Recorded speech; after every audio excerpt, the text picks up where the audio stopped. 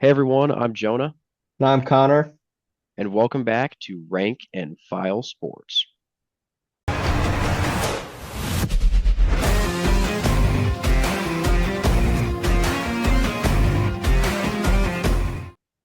Mark Gronowski is transferring in from South Dakota State after winning two FCS national championships and getting an invite to the NFL Combine.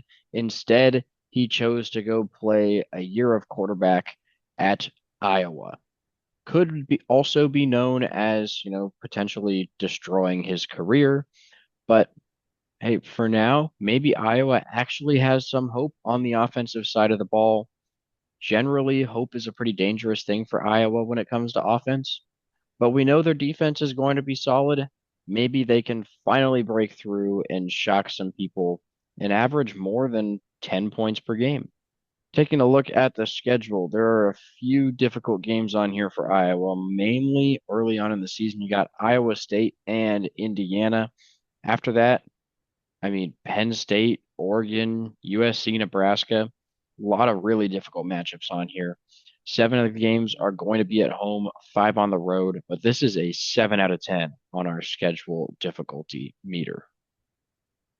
Starting the season off against UAlbany, 100% chance for the Hawkeyes in this one. Mark Ronowski should have a fairly easy game to get his bearings in this Iowa offense against that UAlbany team. No chance for them in that one. Hawkeyes all the way. Then they go on the road for the in-state rivalry game against the Iowa State Cyclones.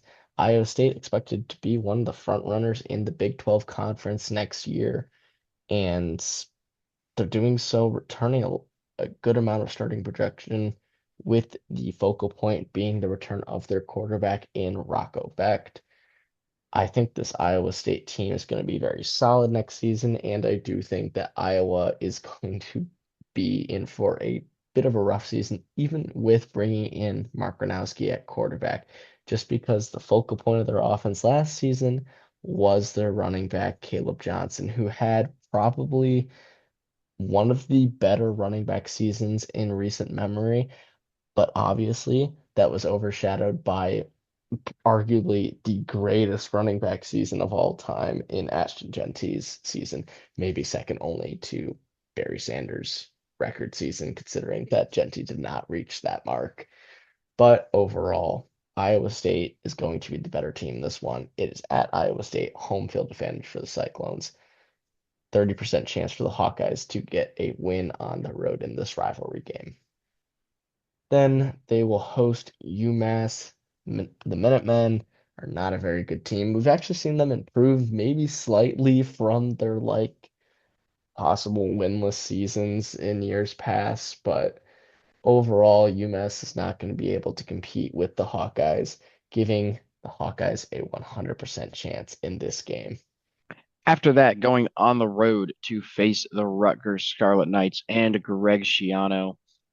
Schiano really is going to have to start getting Rutgers into a little bit better of a position than they have been in the past few seasons. Obviously, he's improved them a ton from where they were before, but I think the expectations are starting to rise.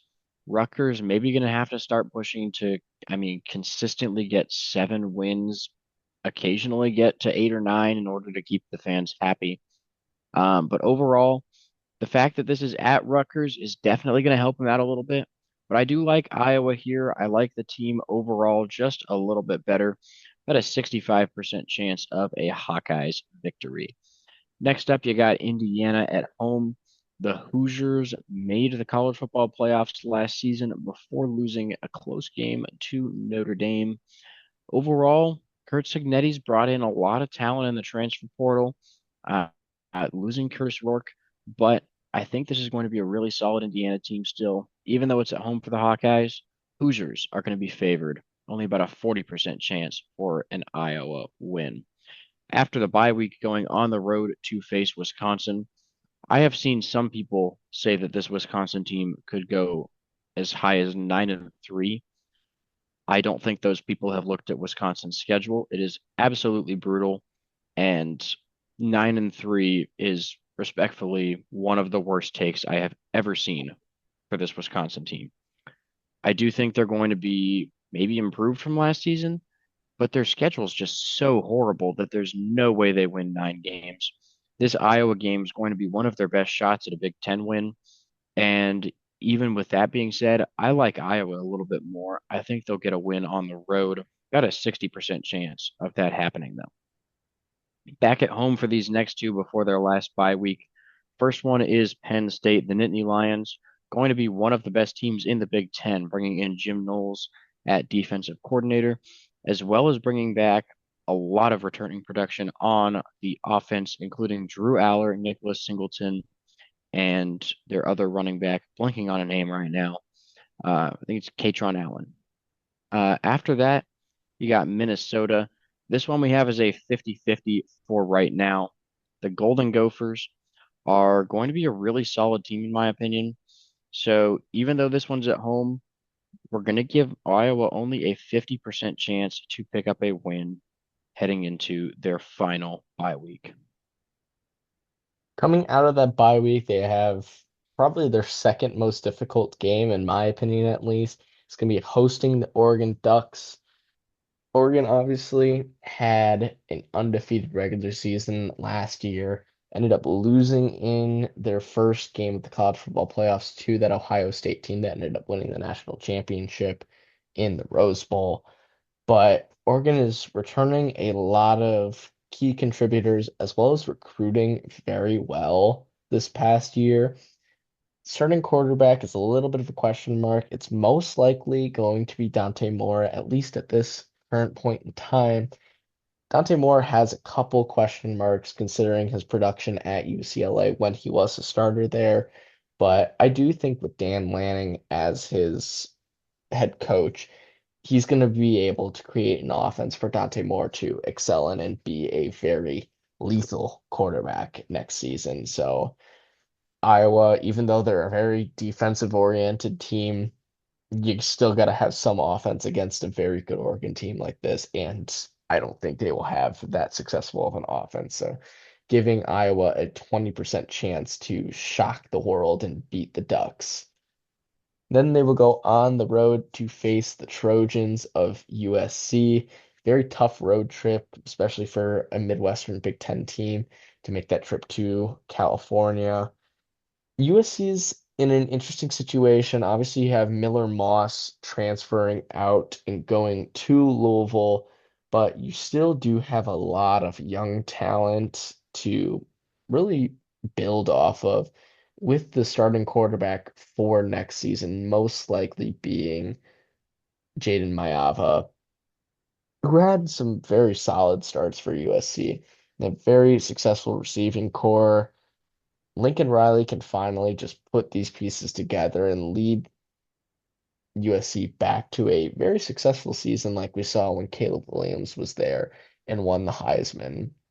So I think USC is going to have a very good chance in this one, especially with it being at home for the Trojans and with Iowa just having so many questions at this point in time, giving Iowa a 40% chance to get the win here. Then they will host Michigan State. This is another interesting game. Michigan State's big story is obviously Aiden Childs is their quarterback, and we saw last season he was very raw, but had a lot of potential. It could be one of the most athletic quarterbacks in today's game, but he needs to stop turning the ball over. That was his kryptonite last season. For every touchdown he threw, he was going to throw an interception alongside it. I don't know if that was actually what happened, but it did seem like he threw just as many interceptions or turned the ball over just as much as he threw for touchdowns or made successful plays. So Michigan State's going to be an interesting challenge, but I do think this Iowa team, especially at home, is going to have a defense that's going to be able to contain Aiden Childs and this young Michigan State team. So giving them a 60% chance to get a win at home here. And then they will go on the road to face Nebraska. Another interesting game. Dylan Raiola, mini Patrick Mahomes, is the quarterback for Nebraska, has a lot of good dual threat capability, but we need to see him make that leap to be a very good, maybe even a great quarterback. And Iowa's defense is gonna have to game plan around Dylan Raiola because we saw when Nebraska faced Ohio State last season in the shoe, Dylan Raiola was able to make the Buckeyes pay by using his legs. And I do think that Nebraska is going to have a very solid chance in this one, especially with it being at Memorial Stadium. You know it's going to be a sellout crowd. It's been selling out for 50 years. It's going to be sold out for this one. And I think at the end of the day, Nebraska has a lot more returning or a lot more for sure's right now. And Iowa's has way too many question marks on how they have to replace so many key guys. So I like Nebraska and the Cornhuskers in this one, giving them a 60% chance to beat Iowa in this one, so a 40% chance for Iowa to finish their season off with a win. Yeah, just looking at the year as a whole, I think we're going to see pretty similar to what we have the past few seasons from Iowa. I could see, 7-5, 8-4, somewhere in there. I don't think they're going to end up being a top team in the Big Ten, but they're definitely going to be the top end of the middle of the pack, if that makes sense. Yeah, I agree with you. I don't think this is going to be an Iowa team that's like in the mix for a Big Ten championship game appearance. I think those days are kind of behind them, especially with no more divisions. But I could see them being competitive and a couple of these like higher mid-tier Big Ten teams like Minnesota, Wisconsin, maybe Rutgers is an interesting game, and USC, Michigan State, Nebraska, like those teams. But I think Penn State is going to be a loss. I think Oregon is going to be a loss. I think Iowa State's going to be a loss.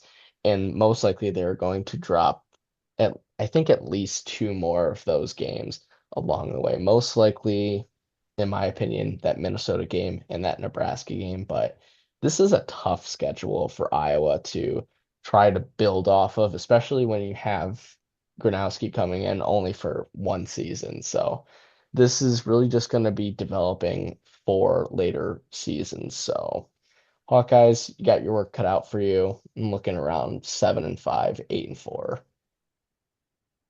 Yeah, we are going to go with 8-4 as our official projection. Uh, Definitely way too early here. A lot of things can change over the offseason. We're going to keep an eye on the spring transfer portal window as well. 8-5 was the record in 2024 for the Hawkeyes. The win projection is actually only 6.25 wins. So we do think they'll end up doing a little bit better than that. Maybe we went a little bit overboard saying 8-4, 8-5, or 7-5 is definitely possible. Probably a little bit more likely. We went on the high end for now in these way too early projections. The over/under is sitting at 7.5, favoring the under just a little bit. So Vegas likes the Hawkeyes at 7-5. Anyways, thank you guys so much for watching. Please make sure to like and subscribe, and we'll see you in our next video.